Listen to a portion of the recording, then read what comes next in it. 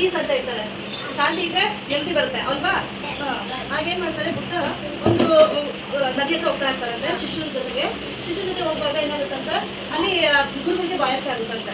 ಬಾಯಾರಿಕೆ ಆದಾಗಂತೂ ಶಿಷ್ಯರಿಗೆ ಹೇಳ್ತಾರಂತೆ, ಹೋಗ್ಬಿಟ್ಟು ನನ್ನ ಸ್ವಲ್ಪ ಕುಡಿಯೋಕೆ ನೀರು ತಗೊಂಬ ಅಂತ ಹೇಳ್ತಾರಂತೆ. ಆಯ್ತಾ, ಆಗ ಏನಾಗುತ್ತೆ, ಶಿಷ್ಯ ಹೋಗ್ತಾರಂತೆ ನದಿ ಹತ್ರ. ಅವಾಗ ಯಾರೊಬ್ಬರು ನದಿ ದಾಟ್ಕೊಂಡು ಹೋಗ್ತಾ ಇರ್ತಾರಂತೆ, ನದಿ ಒಳಗೆ ಹೋಗ್ತಾರೆ. ನದಿ ನೀರೆಲ್ಲ ಮಣ್ಣಾಗ್ಬಿಡುತ್ತಂತೆ. ಅಯ್ಯೋ ನನ್ನ ಗುರುಗಳು ಹೆಂಗಪ್ಪ ತಗೊಂಡೋಗಿ ಮಣ್ಣೀರ್ನ ಅಂತ ಹೇಳ್ತಾರಂತೆ. ಆಗ ಗುರು ಹೇಳ್ತಾರೆ, ಆಮೇಲೆ ಹಾಗೆ ಹೋಗ್ಬೇಕು ವಾಪಸ್ಸು. ಮತ್ತೆ ಸ್ವಲ್ಪ ಮತ್ತೆ ಗುರುಗಳು ಹೇಳಿದಂತೆ, ಮತ್ತೆ ನೀನು ಹೋಗು, ಮತ್ತೆ ತಗೊಂಡ್ ಬಾ, ಸ್ವಲ್ಪ ಕುಡಿಯೋಕೆ ನೀರು ಬೇಕು ನನಗೆ ಅಂತ ಹೇಳ್ತಾರಂತೆ. ಮತ್ತೆ ಹೋಗ್ತಾರಂತೆ. ಆ ಮಣ್ಣು ಇನ್ನೂ ನೀರೆಲ್ಲ ಮಣ್ಣಾಗಿ ಹೋಗಿರ್ತಾರೆ. ಮತ್ತೆ ಗುರುಗಳಿಗೆ ಹೇಳ್ತಾರಂತೆ ಹೋಗಿ, ನೀರೆಲ್ಲ ಮಣ್ಣಾಗ್ಬಿಟ್ಟಿದೆ ಅಂತ. ಅವಾಗ ನೀರೆಲ್ಲ ಮಣ್ಣಾಗೋಗಿದೆ ಅಂತ ಹೇಳ್ತಾರೆ. ಸೊ ಅವಾಗ ಏನ್ ಮಾಡ್ತಾರೆ, ಗುರುಗಳು ಮತ್ತೆ ಕಳಿಸ್ತಾರಂತೆ ಶಿಷ್ಯನ.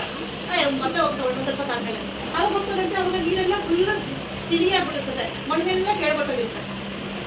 ಮಣ್ಣೆಲ್ಲ ಕೇಳ್ಬಿಟ್ಟು ಮತ್ತೆ ಅವಾಗ ನೀರು ತಗೊಂಡು ಅವನು ಗುರುಗಳಿಗೆ ಕೊಡ್ತಾರಂತೆ.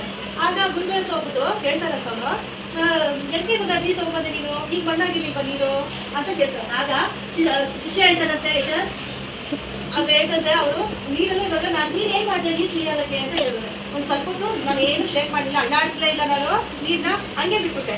ಅವಾಗ ನೀರು ಮಣ್ಣೆಲ್ಲ ಕೆಳಬಿಟ್ಟಾಯ್ತು, ಇವಾಗ ನೀರು ಚೆನ್ನಾಗಿದೆ ಕುಡಿಯೋಕ್ಕೆ, ನೀರು ಕುಡಿಬೋದು ಅಂತ ಗುರುಗಳು ಹೇಳ್ತಾರಂತೆ.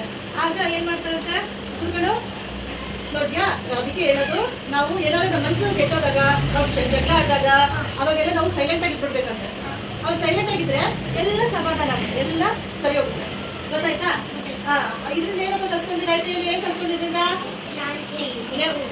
ಶಾಂತಿಯಾಗಿ ನೆಮ್ಮದಿಯಾಗಿದ್ರೆ ನಮ್ಗೆ ಸಂತೋಷ ಸಿಗುತ್ತೆ, ಹ್ಯಾಪಿನೆಸ್ ಸಿಗುತ್ತೆ ಅಲ್ವಾ, ಜಾಯ್ ಸಿಗುತ್ತೆ, ಸಂತೋಷ ಸಿಗುತ್ತೆ, ಕುಣಿದಾಡ್ಬೋದು, ನಾವೇನ್ ಅನ್ಕೊಂಡಿದೀವಿ ಅದನ್ನೆಲ್ಲ ಸಾಧನೆ ಮಾಡ್ಬೋದು ಅಲ್ವಾ. ನೆಮ್ಮದಿಯಿಂದ ಇದ್ರೆ ಪೀಸ್ಫುಲ್ ಆಗಿದ್ರೆ ನಾವು ಅದರಿಂದ ಗೊತ್ತಾಗ್ತಾ ಇರೋದು, ನೆಮ್ಮದಿ ಇದ್ರೆ ಪೀಸ್, ಅದರಿಂದ ನಾವು ಏನ್ ಬೇಕಾದ್ರೂ ಸಾಧನೆ ಮಾಡ್ಬೋದು. ಇಷ್ಟ ಆಯ್ತಾ ಕತೆ?